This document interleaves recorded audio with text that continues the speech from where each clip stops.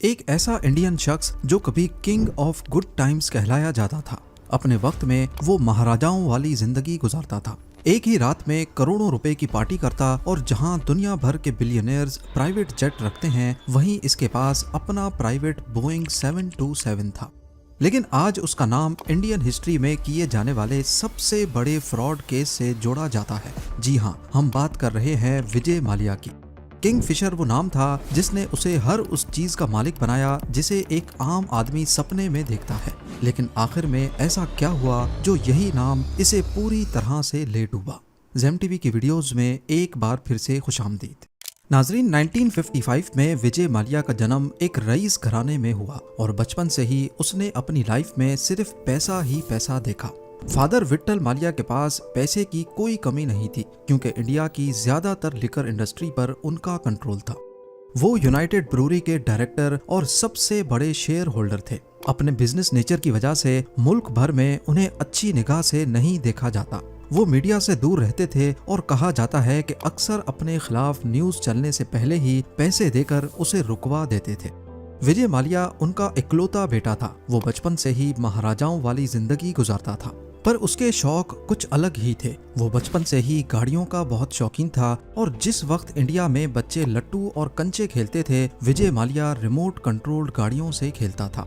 विट्ठल माल्या ने उसके मुंह से कभी चांदी का चम्मच निकालने की कोशिश ही नहीं की और उसका नतीजा ये हुआ कि विजय जब बड़ा हुआ तो उसके शौक भी वैसे ही थे। वो अब खिलौनों वाली नहीं बल्कि असली गाड़ियों का शौकीन हो गया। 250 के करीब विंटेज कार्स की कलेक्शन और 200 से ज्यादा घोड़े उसने सिर्फ शौक में पाले थे। उसका ये शौक विट्ठल माल्या को पसंद नहीं था क्योंकि उनका मानना था कि ऐसे शौक पालने वाला इंसान एक अच्छा बिजनेसमैन नहीं बन सकता। लेकिन महाराजा के शौक का कोई मोल नहीं था। विजय माल्या ने 1982 में इंडियन ग्रैंड प्री का अवार्ड जीता और ट्रॉफी अपने नाम करके नेशनल चैंपियन बन गया। वो अपने इस शौक को नेक्स्ट लेवल पे लेके जाता, लेकिन फिर एक वाकया हुआ जिससे उसकी लाइफ का ट्रैक हमेशा हमेशा के लिए बदल गया। विट्ठल माल्या की अचानक हार्ट अटैक से मौत हो गई। विजय उस वक्त 28 साल का था और इस सदमे ने उसकी जिंदगी बदल दी। जिस उम्र में वो आजाद और लापरवाह रहना चाहता था, तब उसके कंधों पर बाप की बिजनेस एम्पायर संभालने की जिम्मेदारी आ गई। उस वक्त कई करीबी लोगों का मानना था कि विजय क्योंकि महाराजाओं वाली जिंदगी का आदी है, इसलिए वो इतनी बड़ी बिजनेस एम्पायर नहीं चला पाएगा। लेकिन जैसा सोचा गया, विजय ने बिल्कुल उसका उलट किया। यूनाइटेड ब्रूरी की तमाम प्रोडक्ट्स में से किंगफिशर ने विजय को सबसे ज्यादा अट्रैक्ट किया क्योंकि बाप के मरने से चंद साल पहले ही विजय ने खुद इसे लॉन्च किया था। क्योंकि विजय उस वक्त खुद भी यंगस्टर था, तभी उसको अच्छी तरह मालूम था कि अगर किंगफिशर को मार्केट में हिट करवाना है तो इसका सिर्फ एक ही तरीका है और वो है यंगस्टर्स को टारगेट करना।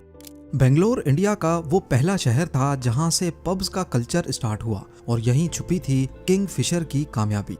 उसने मुख्तलिफ तरीकों से किंगफिशर को यंगस्टर्स के बीच इंट्रोड्यूस करवाया, जहां पब्स में अच्छा माहौल दिया जाता, खास तौर पर लड़कियों के लिए। ये ट्रेंड काफी वायरल हो रहा था। यंगस्टर्स रात 4 बजे तक पब्स में ही बैठे रहते।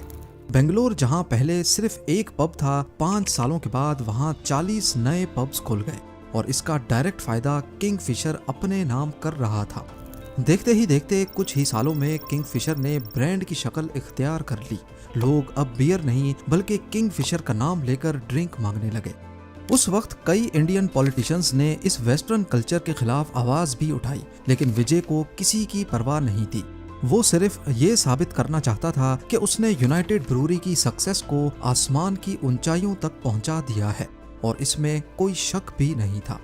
यूबी इंडिया का सबसे बड़ा लिकर मैन्युफैक्चरर बन चुका था, यहाँ तक कि हर 2 में से 1 बॉटल किंगफिशर की सेल होने लगी। विजय माल्या उस वक्त बादशाहों वाली जिंदगी गुजार रहा था। इंडिया में इसका नाम काफी इंस्पायरिंग था क्योंकि जिस वक्त इंडिया में आम सी गाड़ी खरीदना भी लोगों का सपना था, उस वक्त माल्या BMW, मर्सिडीज और पोर्शे जैसी गाड़ियों में घूमता। लोग उसको प्रिंस ऑफ इंडिया, महाराजा और रिचेस्ट मैन ऑफ इंडिया जैसे नामों से जानते थे। विजय माल्या को लग रहा था कि आगे भी सब कुछ ऐसे ही चलता रहेगा, लेकिन ये उसकी सबसे बड़ी भूल थी। इंडिया में शराब को अच्छा नहीं समझा जाता था, खास तौर पर पब जैसे वेस्टर्न कल्चर को, और इस सब को लेकर इंडियन सरकार के इरादे कुछ अलग थे। इन इरादों का प्रैक्टिकल विजय माल्या के लिए बुरे सपने से कम नहीं था। इंडिया के काफी हिस्सों में शराब पर पाबंदी लगा दी गई। किंगफिशर की सेल्स तेजी से गिरने लगी और बैंड स्टेट्स में सरकार ने ढेर सारी बॉटल्स को पकड़कर उस पे रोड रोलर चलाना शुरू कर दिए। ये विजय माल्या का होने वाला डायरेक्ट लॉस था, पर यह तो सिर्फ एक शुरुआत थी। इसके बाद इंडियन सरकार ने विजय माल्या के खिलाफ घेरा मजीद तंग करते हुए एक नई मुसीबत खड़ी कर दी, क्योंकि जिन स्टेट्स में लिकर बेचने की परमिशन भी थी वहां पर भी अब टीवी और न्यूज़पेपर्स में शराब की एडवर्टाइजमेंट्स पर बैन लगा दिया गया। ये फैसला ऐन उस वक्त किया गया जब माल्या अपने बिजनेस की ग्रोथ पर फोकस कर रहा था। इस मोड़ पर किंगफिशर की एडवर्टाइजिंग का ऐसा तरीका अपनाया गया जिसे सरोगेट एडवर्टाइजिंग कहते हैं। ये एडवर्टाइजिंग टेक्निक दुनिया भर में खास तौर पर उन प्रोडक्ट्स के लिए इस्तेमाल होती है जिनकी एडवर्टाइजिंग पे बैन लगा हो। इसमें कोई भी ब्रांड अपनी प्रोडक्ट को दूसरी प्रोडक्ट की आड़ में मार्केट करता है जिनकी सेल पर कोई रिस्ट्रिक्शन नहीं होती। अब किंगफिशर इंडिया में जाना माना ब्रांड तो था ही, इसलिए विजय माल्या ने किंगफिशर मिनरल वाटर और सोडा वाटर लॉन्च किए और उनकी एडवर्टाइजिंग करने लगे। भले ही वो एड पानी का था, लेकिन सबको मालूम था कि ये किस चीज की मार्केटिंग है। 1996 में जब वर्ल्ड कप इंडिया होस्ट कर रहा था, तब भी किंगफिशर ने एक वायरल एडवर्टाइजिंग का सहारा लिया और अपनी टारगेट ऑडियंस तक आवाज पहुंचाई। वो किंगफिशर को एक नेशनल ब्रांड बनाने में कामयाब हो चुका था, एक ऐसा ब्रांड जिसका नाम हर दूसरा आदमी जानता था। विजय माल्या हर एज ग्रुप के लोगों को टारगेट करने का हुनर सीख चुका था। उसने हर उस छोटे बड़े इवेंट को स्पॉन्सर करना शुरू कर दिया जहां मीडिया की प्रेजेंस होती थी, और इस तरीके से ना चाहते हुए भी मीडिया पर किंगफिशर का नाम चल जाता। बाद में किंगफिशर कैलेंडर भी लॉन्च किया गया जिसमें इंडियन मॉडल्स के फोटोशूट का कंपटीशन करवाया जाता।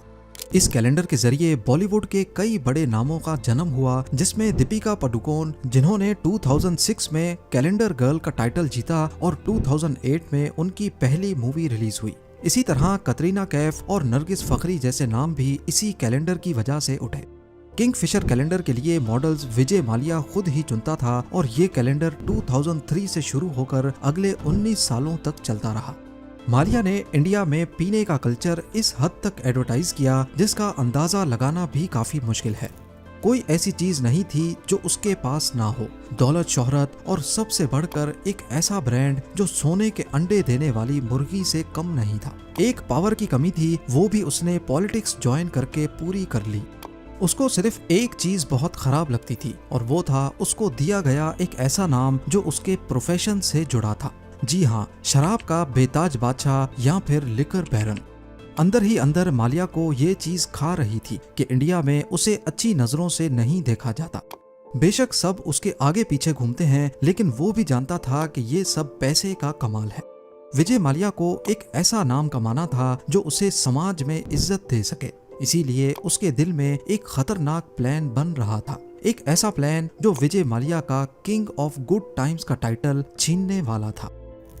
2004 में विजय माल्या ने 12 एयरबस A320 खरीदे जिनकी वैल्यू $240 मिलियन थी और किंगफिशर के नाम से ही एक लग्जरी एयरलाइन लॉन्च करने की अनाउंसमेंट कर डाली। वो आम आदमी का फ्लाइंग एक्सपीरियंस अपग्रेड करना चाहता था। एयरलाइन के कमर्शियल में बताया गया कि वो फ्लाइट अटेंडेंट्स नहीं बल्कि मॉडल्स हायर करते हैं।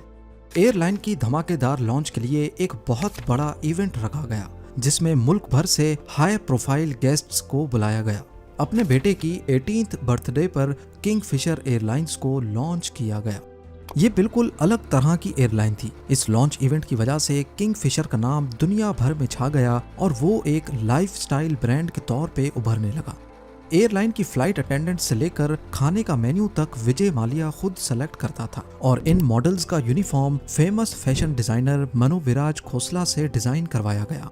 इस एयरलाइन में ना ए क्लास थी ना इकोनॉमी क्लास, पर इसको लग्जरी एयरलाइन कहा जाता क्योंकि विजय का कहना था कि इसमें इनकी अपनी लग्जरी क्लास है, किंगफिशर क्लास, और इसमें कोई शक भी नहीं था। फ्लाइट में ऐसी लग्जरी सर्विसेज दी गई जो इस बजट की टिकट में दूसरी एयरलाइंस नहीं दे सकती थी। देखते ही देखते किंगफिशर ने भारत में एयरलाइन इंडस्ट्री को बदल कर रख दिया। अब आहिस्ता आहिस्ता विजय माल्या की वो लिकर बैरन वाली इमेज बदलने लगी क्योंकि उसके पास शराब बेचने के अलावा एक एयरलाइन भी थी। विजय माल्या किंगफिशर एयरलाइन पर पैसा पानी की तरह बहा रहा था। एक दिन एयरबस की फैक्ट्री टूर पे उसको सेल्स टीम ने घेर लिया और ऐसी ऐसी चीजें दिखाई कि उसी दिन मालिया ने उनसे $1 अरब के नए जहाज खरीद लिए। मामला अब बजट एयरलाइन से हटकर प्रीमियम क्लास की तरफ जाने लगा, जो कि असल में मार्केट की डिमांड नहीं थी, क्योंकि ज्यादातर ट्रैवलर्स कम बजट में ट्रैवल करना चाहते थे। पहले जहां कोई क्लास नहीं थी, अब ए क्लास लॉन्च की गई, जिसमें बेस्ट चीजें सर्व होने लगी। लग्जरी सीटिंग, प्रीमियम सर्विस और खाना ऐसा जो शायद मेजॉरिटी इंडियंस ने पहले कभी नहीं खाया था, जैसा कि लॉबस्टर्स, जिनका नाम भी अक्सर पैसेंजर्स पहली बार सुन रहे थे। नई क्लासेस लॉन्च करने और एक्स्ट्रा एयर बस खरीदने की वजह से एयरलाइन की ऑपरेशनल कॉस्ट काफी बढ़ गई। ज्यादा ग्राउंड स्टाफ और एक्स्ट्रा फ्लाइट अटेंडेंट्स हायर की गई, जबकि लग्जरी क्लास की डिमांड न होने की वजह से सेल्स पर कोई खातिर खा फर्क ना पड़ा। इसकी वजह से पहले 18 महीनों में किंगफिशर एयरलाइन को 347 करोड़ का नुकसान हुआ। विजय के लिए ये मामूली रकम थी और इस कंडीशन में भी वो एयरलाइन पर मजीद पैसा लगाता गया। किंगफिशर एयरलाइन पहले सिर्फ डोमेस्टिक फ्लाइट्स चलाती थी और विजय माल्या को इंटरनेशनल फ्लाइट्स लॉन्च करने की बहुत जल्दी थी। लेकिन मसला ये था कि कोई भी एयरलाइन इंटरनेशनल फ्लाइट्स तब तक लॉन्च नहीं कर सकती जब तक डोमेस्टिक फ्लाइट्स में उसको 5 साल का एक्सपीरियंस ना हो जाए। लिहाजा उसने जल्दी के चक्कर में एयर डेक्कन नाम की एक दूसरी एयरलाइन खरीद ली। एक तो ये सौदा मार्केट प्राइस से काफी ज्यादा पैसों पर हुआ और ऊपर से ये लोन का पैसा था जो विजय माल्या ने इंडिया के बैंक से लिया था। उसका प्लान सिंपल था कि लोन का पैसा लो, एयरलाइन में लगाओ और रिटर्न पाने पर लोन चुका दो। कहने को तो बहुत सिंपल बात है, लेकिन असल में ये एक ऐसा जाल था जिसमें सबसे बड़ी कंडीशन रिटर्न मिलने की थी। बहरहाल किंगफिशर अब एक इंटरनेशनल एयरलाइन बन चुकी थी और पैसेंजर्स भी काफी खुश थे, लेकिन अंदर ही अंदर एयरलाइन कर्जों तले दबती चली गई। जिस वक्त ये सारे मामला चल रहे थे, उसी वक्त विजय माल्या फार्मूला 1 की टीम खरीद रहे थे। इसके अलावा उन्होंने क्रिकेट की टीम्स खरीदी, जो कि उनका अपना शौक था, ये जानते हुए भी कि उनकी एयरलाइन पर कर्जे का पैसा लगा हुआ है। उसके बाद कुछ ऐसा हुआ जिससे सिर्फ इंडिया ही नहीं बल्कि पूरी दुनिया की एयरलाइंस मुश्किल में पड़ गईं। 2008 में अमेरिकन मार्केट में रिसेशन आ गया, स्टॉक मार्केट्स क्रैश हो गईं, फ्यूल प्राइसेस बढ़ गईं और लोगों की परचेजिंग पावर कम हो गई। जब भी रिसेशन आता है तो लोग अपने खर्चों को लगाम लगा लेते हैं, जिसमें फालतू का ट्रैवल सबसे पहले मारा जाता है। अब क्योंकि यूएस डॉलर्स एक इंटरनेशनल करेंसी है, इसी वजह से इसका असर पूरी दुनिया पर पड़ता है और इस बार भी ऐसा ही हुआ। फ्यूल प्राइसेस में 3 गुना इजाफा हो गया। कंपनीज ने अपने ट्रिप्स कैंसिल किए, जबकि टूरिस्ट ने कम। इस सिचुएशन में सिर्फ वही एयरलाइन सरवाइव कर सकती हैं जो ख्वामख्वाह के फजूल खर्चे नहीं करती। पर किंगफिशर एयरलाइन तो फेमस ही अपने एक्स्ट्रावेगेंट खर्चों की वजह से थी। उन्होंने रिसेशन में भी अपने खर्चे कम नहीं किए। उनके रेट्स दूसरी एयरलाइंस के मुकाबले में कम थे और सर्विसेज बहुत आला। इस बात में कोई शक नहीं था कि किंगफिशर एयरलाइन बुरी तरह लॉस में चल रही है और इसका भांडा एक ना एक दिन फूटना ही था। जब ये भांडा फूटा तो वो नए पोल भी खोल बैठा। 12 सितंबर 2011 को एक कैनेडियन रिसर्च फर्म की तरफ से रिपोर्ट पब्लिश होती है जिसका टाइटल था पाई इन द स्काई। इस रिपोर्ट में जो कुछ पब्लिश किया गया उसने किंगफिशर एयरलाइन के सारे कच्चे चट्टे खोल कर रख दिए। असल में एरिटास नामी इस रिसर्च फर्म ने देखा कि जिस वक्त दुनिया की तमाम एयरलाइंस घाटे में जा रही हैं, उसी वक्त किंगफिशर की फ्लाइट्स आधी खाली जाने के बावजूद भी लोगों को शानदार सर्विसेज दे रही हैं। जब उनको मामला गड़बड़ लगा तो उन्होंने जांच पड़ताल शुरू कर दी। मालूम पड़ा कि किंगफिशर एयरलाइन के खर्चे उनकी सेल्स से भी ज्यादा थे और ये रिपोर्ट तब मजीद इंटरेस्टिंग हो गई जब उसमें ये बताया गया कि ये सारे खर्चे असल में लोन के पैसे हैं जो किंगफिशर ने मुख्तलिफ बैंक से लिए थे। अक्टूबर 2009 में IDBI, जो कि एक पब्लिक सेक्टर का बैंक है, उन्होंने किंगफिशर को $200 मिलियन का लोन दिया। अब नॉर्मली जब भी कोई बैंक लोन देता है तो वो पहले तसल्ली करता है कि जिसको लोन दिया जा रहा है वो वाकई लोन चुका भी पाएगा या नहीं, जिसके लिए वो कोई श्योरिटी भी रखते हैं। लेकिन विजय माल्या ने बैंक को झूठे डॉक्यूमेंट्स दिखाकर बताया कि कैसे आने वाले वक्त में उनको इतना फायदा होगा और वो ये सारे पैसे वापस कर देंगे। अब क्योंकि उस वक्त किंगफिशर और विजय माल्या का बड़ा नाम था, इस वजह से बैंक ने सिर्फ नाम पर ही ये सारा लोन पास कर दिया, जो कि एक बहुत ही गैर जिम्मेदाराना हरकत थी। 2009 और 2010 में किंगफिशर एयरलाइन ने टोटल जितने भी खर्चे किए थे वो या तो लोन लेकर किए या फिर क्रेडिट पर सर्विस लेकर, जिसका फिगर 7 अरब डॉलर्स तक रिकॉर्ड किया गया। वेरिटास की इस रिपोर्ट ने पूरे भारत में तहलका सा मचा दिया, क्योंकि इसमें साफ साफ लिखा था कि किंगफिशर दिवालिया होने के करीब है। इस रिपोर्ट के बाद किंगफिशर को क्रेडिट पे फ्यूल मिलना बंद हो गया, और तो और नौबत यहाँ तक आ पहुंची कि केटरिंग सर्विस जो पैसेंजर्स के लिए बेहतरीन खाना प्रोवाइड करती थी, उनको भी कई महीनों से पैसे नहीं मिले और उन्होंने भी मजीद खाना देने से इनकार कर दिया। ये किंगफिशर एयरलाइन और विजय माल्या के लिए बहुत मुश्किल वक्त था। इस दौरान फ्लाइट्स में पैसेंजर्स के लिए खाने की शॉर्टेज होने लगी और एक मौके पर फ्लाइट अटेंडेंट्स ने अपना खाना भी पैसेंजर्स को ऑफर किया। इसके बाद वो दिन भी आ गया जब किंगफिशर एयरलाइंस के स्टाफ की सैलरीज भी बंद हो गई। उनको उम्मीद दिखाई गई कि कंपनी जल्द ही नुकसान की चुकाई करके सबको सैलरीज देगी। ऐसे करते करते 6 महीने गुजर गए, लेकिन किसी को सैलरी का 1 रुपया भी नहीं मिला। स्टाफ ने प्रोटेस्ट किए, लेकिन वादों के सिवा कुछ नहीं मिला। अफसोस की बात यह थी कि जब ये सब कुछ चल रहा था, 900 एम्प्लॉइज को 6 महीनों से सैलरीज नहीं मिली थी, उसी वक्त विजय माल्या एक फार्मूला 1 टीम और क्रिकेट टीम चला रहे थे। बेशक उस वक्त किंगफिशर एयरलाइन के पास पैसे नहीं थे, लेकिन विजय माल्या के पास थे। उसके शाहाना लाइफ स्टाइल में किसी किस्म की कमी नहीं आई, और ये सब जब किंगफिशर के एम्प्लॉइज देखते तो उनका खून मजीद खोलने लगता। इसी बीच मुंबई के इनकम टैक्स डिपार्टमेंट ने टैक्स ना देने पर 2 मरतबा किंगफिशर एयरलाइंस के बैंक अकाउंट सीज कर दिए। 2012 की शुरुआत में किंगफिशर के आधे से ज्यादा जहाज ग्राउंड हो गए और ये अपना टॉप इंडियन एयरलाइन का टाइटल भी खो बैठी। अक्टूबर 2012 में directorate general of civil aviation ने किंगफिशर का लाइसेंस सस्पेंड कर दिया, और ये किंगफिशर एयरलाइन का आखिरी दिन था। विजय माल्या ने 17 इंडियन बैंक से टोटल 9,000 करोड़ रुपयों का लोन लिया था। इनमें से ज्यादातर पैसा पब्लिक सेक्टर बैंक्स का पैसा था, यानी ये अवाम का पैसा था। लोन वापस ना मिलने पर बैंक्स ने विजय माल्या के खिलाफ केस फाइल किया, जिसमें बताया गया कि विजय माल्या एक विलफुल डिफॉल्टर है, यानी उसने जानबूझकर बैंक से तब लोन लिया जब उसको मालूम था कि उसकी एयरलाइन डूब रही है। इस सारे मामले को लेकर सीबीआई और इन्फोर्समेंट डायरेक्टरेट ने भी इंक्वायरी की, जिसमें यह मालूम हुआ कि लोन लेते वक्त विजय माल्या ने फेक डॉक्यूमेंट्स दिखाकर बैंक से लोन लिए थे। और इन्वेस्टिगेशन में इस चीज के भी सबूत मिले कि जो पैसा किंगफिशर एयरलाइन को बचाने के लिए लिया गया था, वो असल में उसने अपनी पर्सनल लग्जरीज और यूबी के दूसरे बिजनेस में इन्वेस्ट किया। ये सारी बातें तो रही एक तरफ, दूसरी तरफ विजय माल्या के खिलाफ लोगों का गुस्सा तब मजीद बढ़ गया जब उसने इन हालात में भी अपनी 68th बर्थडे गोवा में बड़ी शान के साथ सेलिब्रेट की, जिसमें फेमस सिंगर एनरिके इग्लेसियस को बुलाया गया।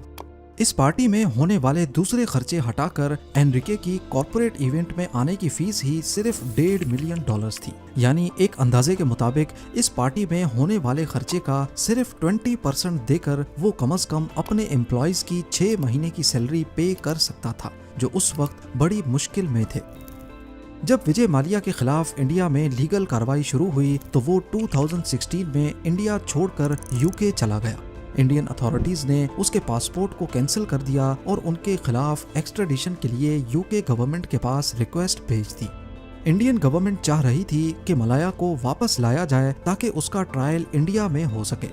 यूके कोर्ट्स में एक्स्ट्राडिशन केस काफी लंबा चला, लेकिन दिसंबर 2018 में यूके कोर्ट ने डिसाइड किया कि विजय माल्या को इंडिया वापस भेजा जाए, जिस पर मलाया ने यूके कोर्ट के फैसले के खिलाफ अपील की। दूसरी तरफ इंडियन कोर्ट्स में विजय माल्या के खिलाफ इंसॉल्वेंसी के केस चल रहे थे और इसकी जजमेंट भी आ चुकी थी, जिसके तहत उसकी प्रॉपर्टीज को सीज करने का ऑर्डर दिया गया। इन्फोर्समेंट डायरेक्टरेट ने उसके इंडियन और इंटरनेशनल एसेट्स को फ्रीज कर दिया ताकि बैंक्स को रिकवरी की जा सके। मलाया की लग्जरी कार्स, बेंगलोज और यूबी के कंपनी शेयर्स को ऑक्शन के लिए रखा गया। विजय माल्या ने कई बार इंडियन कोर्ट्स और बैंक से सेटलमेंट की कोशिश की, लेकिन कोई सक्सेस नहीं मिली। किंगफिशर एयरलाइंस के कोलैप्स के बाद विजय माल्या का पब्लिक इमेज काफी खराब हो गया। उस पर मीडिया और लोगों ने काफी क्रिटिसाइज किया, स्पेशली क्योंकि वो यूके में लग्जरी लाइफ जी रहा था, जबकि इंडिया में उसके ऊपर कर्जा चुकाने का दबाव था। अभी तक विजय माल्या की लीगल टीम उसको बचाए हुए है, लेकिन इंडिया में उसको वापस लाने की कोशिशें अभी तक चल रही हैं। उम्मीद है जेम टीवी की ये वीडियो भी आप लोग भरपूर लाइक और शेयर करेंगे। आप लोगों के प्यार भरे कमेंट्स का बेहद शुक्रिया। मिलते हैं अगली शानदार वीडियो में।